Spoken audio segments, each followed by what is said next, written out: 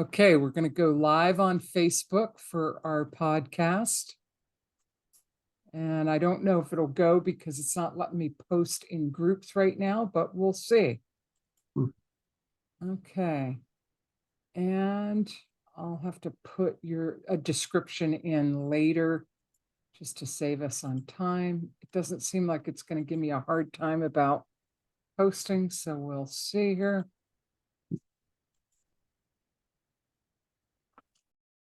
Hello, unstoppable real estate investors. I'm realestate, and with me is my guest, James Brown. Yeah, you got it, but he's a white boy. So I'm so excited everybody's joining us. It looks like we are live. I'll get it on my phone in a minute. But James he's just got a whole host of goodies to share with you, and just a unique niche in how he's positioned himself as a real estate investor. So what I want to do, James, and he's in the top 5% podcast because James is crushing it as a real estate investor, but he's also an agent, an EXP agent, and he does some other things too. So he's got a unique story to tell and a unique offer for you. So James, tell us a little bit about what you were doing pre-real estate. What did you do before real estate? I was a graphic designer. A graphic designer. Wow. Yeah, 25 years as a graphic designer, working with worldwide companies like Gates Corporation. That was my big one. And business owners as well. And I also wrote ad copy and articles. In fact, I had 2 magazines I started focused on kiteboarding, if anybody knows what kiteboarding is. No, what is it? Tell us. It's like windsurfing, where you got the little triangle shaped sail and but you have a kite instead. A kite, yeah, with lines and a bar, and then almost like paragliding in a way, but you're riding a surfboard. You're on the surface mainly, but you can jump, glide and stuff. But so cool. Are your feet adhered to the board? Are they in like boots on the board?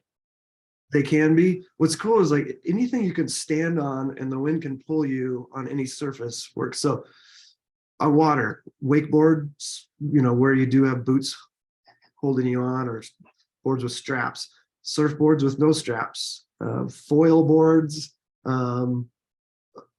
anything. Why do they call them foil boards? Because they don't look like foil. Well, that's a foil wing that's under the water. So like you've got your board and then you've got a mast and then wings that are under the water. You rise up, the board's above the water and the wings are down in the water and just gliding along. Yeah, why do they call it foil though? What does foil mean? It's some aeronautical term because there's kites there's kites that are called foil kites too. Okay. That's a good question. Yeah, I saw a video in the last day or two about a foil board where this guy rescued a dog. This guy was canoeing with his dog and they capsized and the dog was swimming out to sea, and this guy on a foil board saw the dog and rescued it with a foil board. And I was like, what is a foil board? Anyway. Okay. With motors, propellers even. So. Oh, wow. That's cool. All right. Anyway, we could talk about back on track from recreational activities to pre-real estate. So tell us more. Yeah. So that was kind of my life, was graphic design. But I was getting close to turning 50 and I was like, I need to get serious about investing. And I went down the rabbit hole and started learning about all the, sorry about that. My timer, let me turn that. Oh, I didn't hear it. Oh, my phone was ringing. And I just realized we went live and it's not working because I'm shut out of posting in groups until tomorrow. But we'll post this video because it is recording. We're going to post this video at noon tomorrow in the group. Gotcha. So you'll see it. All right. Cool. Anyway, yeah, I was just getting close to turning 50 and I got serious about investing. And I was planning on doing the investing for myself only, in addition to my, career as a designer. But it sucked me in where I was like, I it's taken over my brain and my life. You And so, just like really loved it from the get-go. yeah, I mean, initially it was more of a necessity. I was like, if I'm going to be able to retire from this career, like I need to be doing some investing. And yeah, just it took over. And I found passion in it because initially I thought, oh, this is just going to be like, I gotta, really dive into numbers, and I'm not really a numbers guy. And I thought it was going to be painful, and it can be painful, but I do find a lot of joy, especially in the niche that I'm in, which we could talk about too.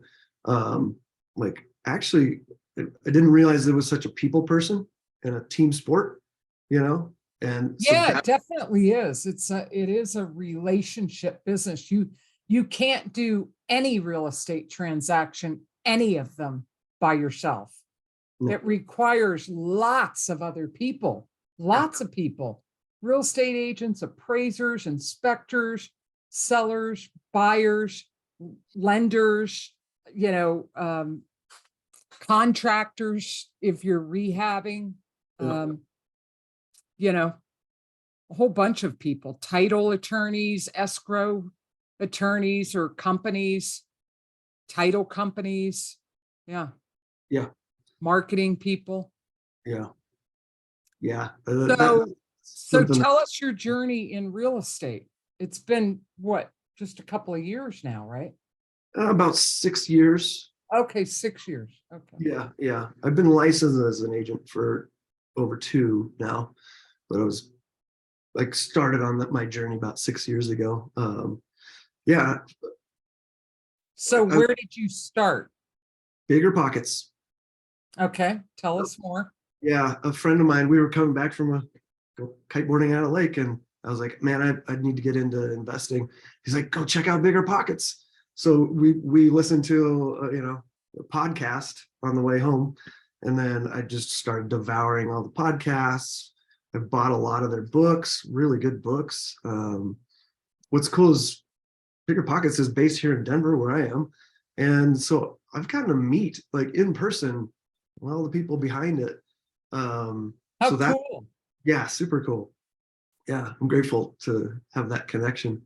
So you Um, started educating yourself. That's where you started, and your friend turned you on to Bigger Pockets. You just gobbled up and consumed all that you could. yep. Where did you start? Like what were you doing? Were you wholesaling, rehabbing, investing in rentals? What, tell us where you started. I had no idea where to start. I kind of looked at all the kind of basic places people start, the wholesaling, buying a regular rental, which was initially my idea. And I owned a house that I was planning on basically nomad investing. You take your primary, keep that as a rental, go buy another one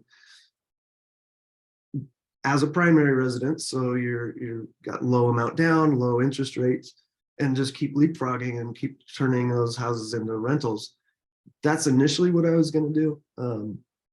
But as I learned more and looked at the situation with that house, which was not in a great neighborhood, I decided to sell it and cash out, which has helped me launch the business because you need a runway. Like, I mean, you can do this business with no money, but it makes it a But lot it's harder. Yeah, it is easier to yeah.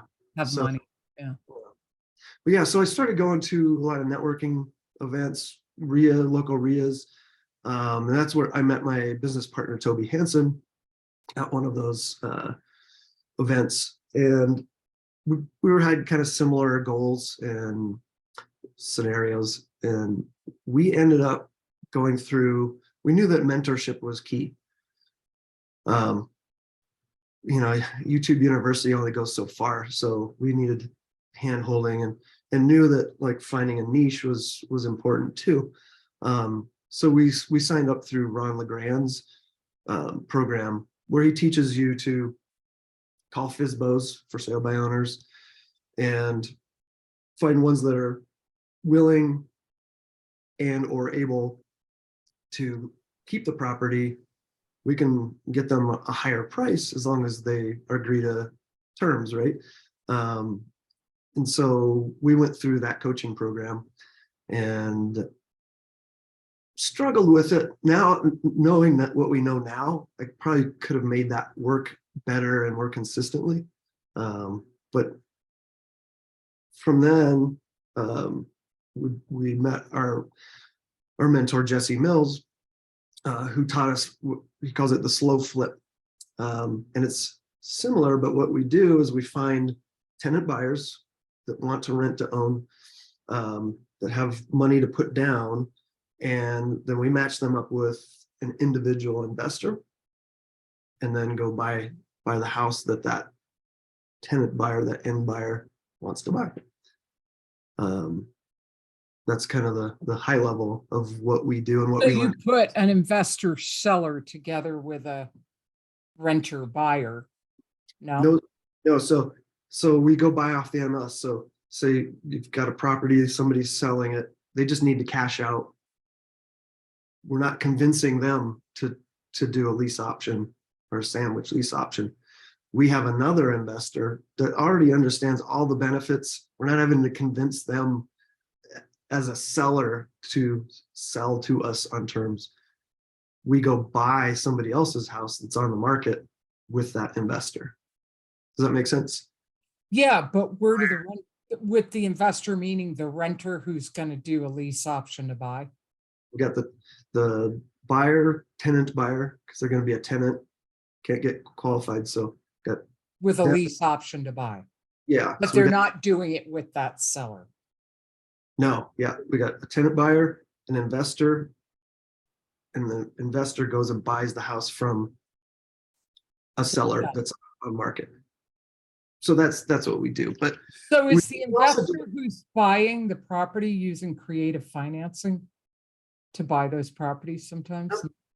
I mean, we can, but we're not, that's not our model. So it's an investor whose niche is to buy from the seller off the MLS, just like, so you're not looking for like rehab or wholesale prices. You're buying something retail.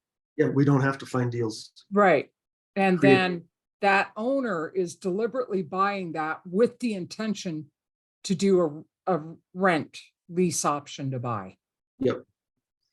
Exactly. So they're the bank, essentially. We're playing the bank, yeah. Yeah. We can do a lease option, or some states like contract for deed, land contract, just depending on the situation, what the investor wants, what the tenant buyer wants. So here's where I want to pause to do my little, there are so many ways to make money in real estate. That's why I do this podcast. There are so many creative ways. And the reason for this podcast is to give you a peek behind the curtain for you, especially if you're a newer investor, to just, the best thing you can be doing is gobbling up all the podcasts you possibly can on Bigger Pockets, in my group, in James's group, and you're going to learn from the people that are actually doing it. And you're going to learn creative strategies. If you're just getting in and you don't have a lot of money, you can arbitrage. There's so many things you can do to make money and find a niche. And if you're like me, where you don't want to compete over the same bone that 10 other dogs are competing for, I'd rather go hunt for my own food. I want to buy land and develop tiny house villages on it, or buy a lot and built a couple of rental cottages on it. So we all have a niche, but I love this. That's, so this is a niche where you're not fighting over that same bone with all these other investors, because you're not having to lowball the seller. You're not wanting to wholesale or rehab it, but you are having to buy a home, have a mortgage, and then you're working out terms with the renter buyer. So that's cool. What else? Yeah. So And, you have a thing, an approach with real estate agents, because real estate agents, it's working with other agents and educating them on this approach, correct? yeah, agents and lenders, because we're all in it. And yeah, it takes all of us to make it work. Yeah, those turn downs, as the lenders call them, that they had to turn down for financing. And agents that, have clients that couldn't get qualified. We can probably, they've got to fit our They've got to program. fit a profile, right? Yeah, they've got to have some money to put down and be able to get financing down the road. So we dive into their story and really figure out like what it's going to take for them to get qualified, and if they can and fit our program, we can get them in a house. What a great service you're providing, because you're giving people who really need a chance and giving them a little timeline to catch their breath and prepare and help them prepare for that long-term investment. I love that. Yeah, it's really rewarding to help people that Yeah. frustrated because all the banks were telling them no. Like we go, yeah, we can help you and get you in a house now, let you fix whatever you need down the road. And what I love is, like we were saying, like we're working as a team, multiple people, so we're getting agents paid up front, lenders get paid in the future, but they can also do the loans because our investors get loans and leverage. That's a big advantage of investing in real estate, is leveraging financing. So those lenders can get a loan up front for an investor. Yeah, I love that. And the other awesome thing is, like, we're ideally finding people that have 10% or more of the purchase price. So as an investor, they don't need 20%. So, for those of you who are in Colorado, for those of you, maybe who know people that are moving to Colorado, what are the requirements? we can do this in any state. No, but for a renter buyer, what are the minimum requirements they need? Because you're not asking for 20%. You're asking for 10% down. So what's cool is, like, it's basically, an investor, you go buy a regular rental. Let's kind of dive into this. So Yeah. as a regular rental investor, you've got to come up with 20%. You do. That's being held, that's gone. You may have vacancy. You're guessing at how much the rent's going to be. And you've got a renter that's got a renter's mindset that they don't have any skin in the game. Now, with what we're doing, you've got somebody that's paying 10% or more. We have people that pay more than 10 upfront. That goes to the investor. We get paid a portion of that out for putting the deal together, but the investor net only has to come up with around 10% or sometimes less. So that allows them to do multiple deals. And before we close on the house, we already know, and it's agreed upon, like what they're going to pay, per month. So we know what cash flow is up front. There's not going to be vacancy. They're going to move in right away. And then we have a agreed purchase price in the future. So we've got it all figured out up front. So there's no guessing.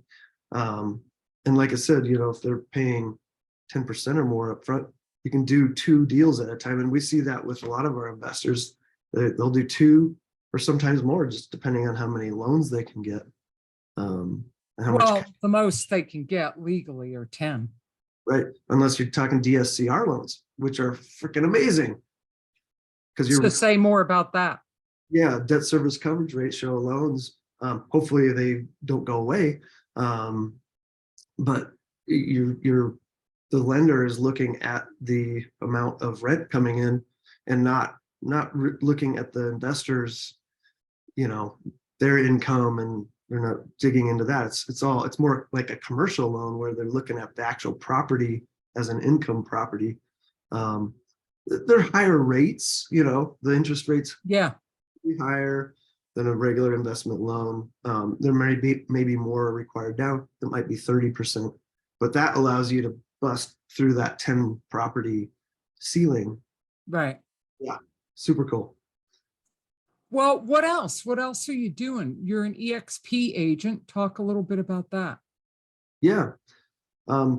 It's Why cool. EXP? Why did you sign up with them as a brokerage as opposed to, say, a Keller Williams or Berkshire Hathaway or Keller Williams? There's a lot to dive into. Initially, it was you join through a sponsor with EXP. My sponsor, who I joined with, Josh Shanley, he's a well-known marketing expert and has done marketing for other agents for 15 years. He's a 2 Comma Club winner, ClickFunnels, if anybody knows what that Yeah. is. That's making $1 million or more from a funnel. Just a badass and a nice, super smart guy. So I was attracted to him. I wanted to be involved with him. And then our group, so EXP, the corporation itself it's designed for agents to win. So like everybody's like, oh, it's a pyramid. Well, every brokerage is a pyramid, but there's somebody at the top making all the money off everybody else. This is designed so everybody can share in the revenue, and they share stocks, and that's amazing. But so the group I joined, the Pathway group with Josh, we've got 20 plus coaches all at our disposal, not for free. We just all help share knowledge. That's hugely powerful. We'll lean on people that know what's going on. Yeah, mentorship, coaching, training, camaraderie, support makes a huge difference in getting up and running and feeling supported, empowered, and getting momentum. That's great. Totally. Yep, exactly. Yeah. And the other reason I joined these guys, they've got a platform. It's an online offer platform. So it's the best way for us to get our sellers the most money. It's a transparent platform where buyers come in and make offers. So that really excited me and is hugely powerful to have that tool. It's a proprietary tool. So Yeah, nice. high level of why I joined this group. And now, is this your main strategy, or what are you doing for your own personal investing? Are you one of these investors that's buying houses and renting with the lease option to buy? Yeah, right now I'm not. I'm just kind of building the business and helping other investors. But as I will down the road. I think there's one coming up in January that I'm going to do on the East Coast.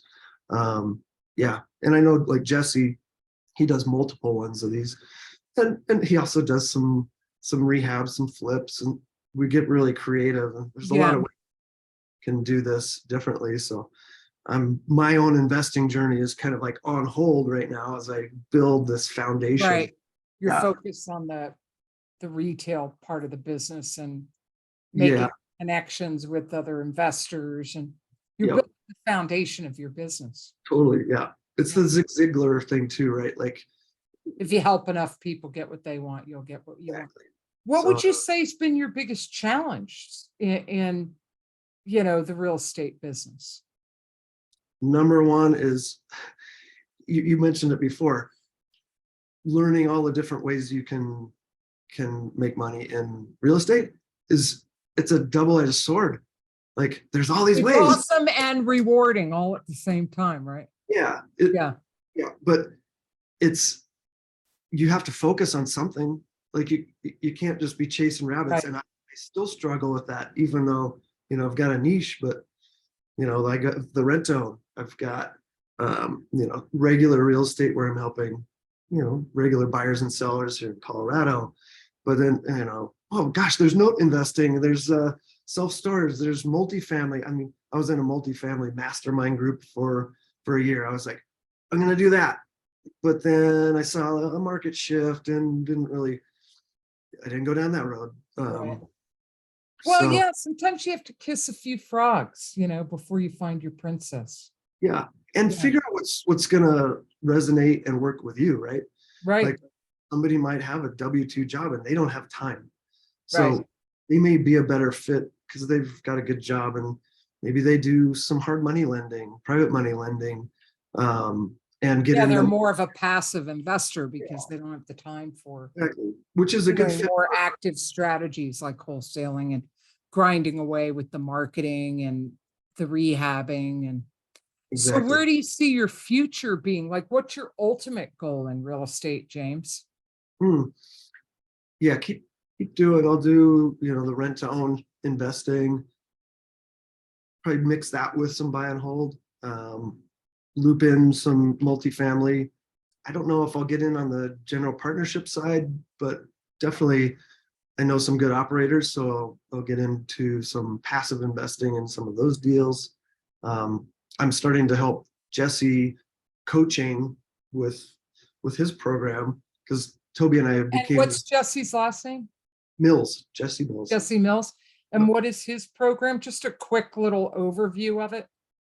Well, so the program basically teaches other people like ourselves how to set up their business and like a rent to own business like ours in their own market. So, we've Oh, got it's teaching the strategy that you're doing. exactly. Yeah. Okay, cool. So we're working together um, to help other people get going. So yeah. Nice, Yeah. nice. And so anything else we haven't covered that you'd like to say? Um, You've got an audience right now. yeah. What would Well, you like to say? I, I did want to mention, so Toby, my business partner, Sure. he's super focused on some very specific trust structures that are hugely valuable, especially for investors, both for asset protection, um, deferring tax. So every investor knows what a 1031 exchange is and Yeah. knows that, well, for one, those were on the chopping block. They were going to take them away. We still have them, but they're a pain because you have a property, you got to sell it and buy this other one and identify this other one, and the clock's ticking. You got to identify it within 45 days and be, under contract in 180, I believe it is. With the trust structure, you're not under that. You can still defer those taxes in perpetuity, but not be under that time clock. And then, yeah, also saving on personal income or passive income like rental income. There's a bunch of advantages. So that's what Toby's doing, and we're kind of offering that as a value add thing to help investors get set up. And then once they've got that set up, we can look at things like Yeah, a lot of people can use that. Like when I worked at Fortune Builders, yep.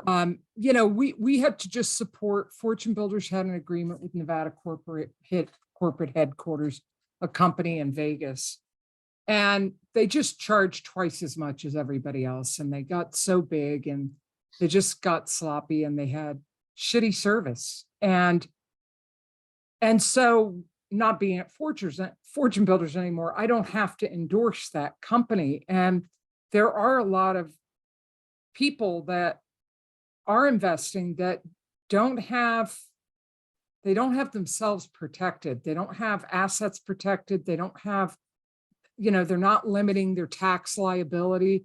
They definitely need services like that. And someone who is going to explain it in plain English, not legalese you to death to intimidate you.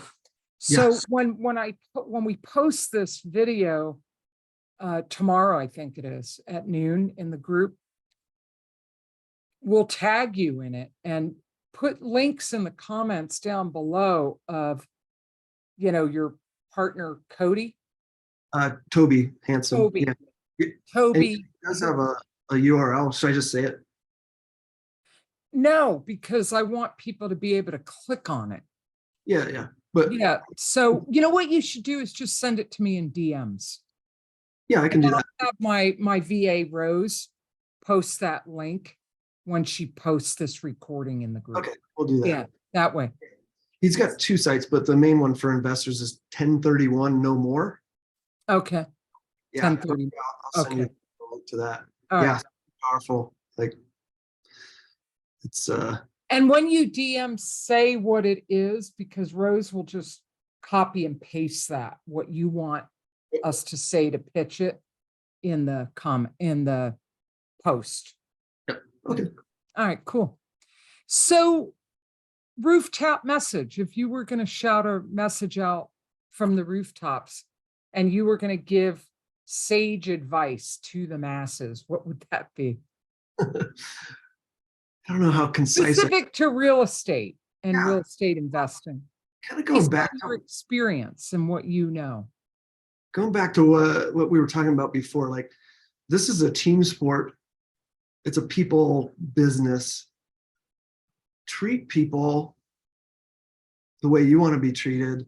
Listen, don't talk over everybody, and try to create win-win scenarios. Like that's kind of the takeaway I've gotten. Like, yeah, if you're a jerk and you're trying to take advantage of people, or it's all about you. Yes, yeah, that's not. Yeah, you're not going to last in this business, I don't think, or you might, but everybody's going to hate you. Yeah. But and some people may be okay being hated and be rich, but I think it's having an abundance mindset and just like working with people and helping. There's enough. I agree. And plus, you're just going to live a happier life with friends rather than enemies, Exactly. Right. Yeah. Yeah. Yep. Well, James, I always love connecting with you. You're such a sweetheart. And I love hearing, excuse me, dry throat.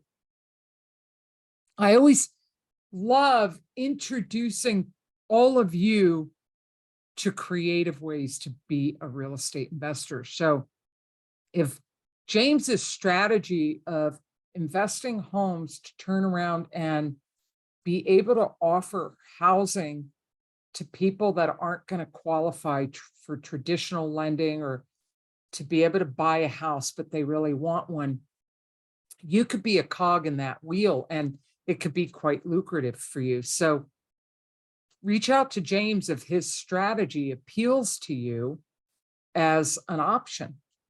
Okay. And also, if you're already a real estate investor and you've been thinking about getting your real estate license just to open more doors and save money on commissions and have more access to inventory through the MLS and all those benefits, something that can give you a lot of flexibility is to join EXP because they're national. And are they international yet? Or they're international. So it's a brokerage that, yeah, you're going to need your license in a state that you live in, but it's a brokerage that if you move, it's pretty easy for you to make the transition. And they have really phenomenal, depending on the team you're on, and James is on a phenomenal team, you get mentoring and coaching, and they're teaching you marketing, and you're already on a team built in of people that want you to succeed because you're under them in the hierarchy. And if you do good, they do good because they benefit from your success.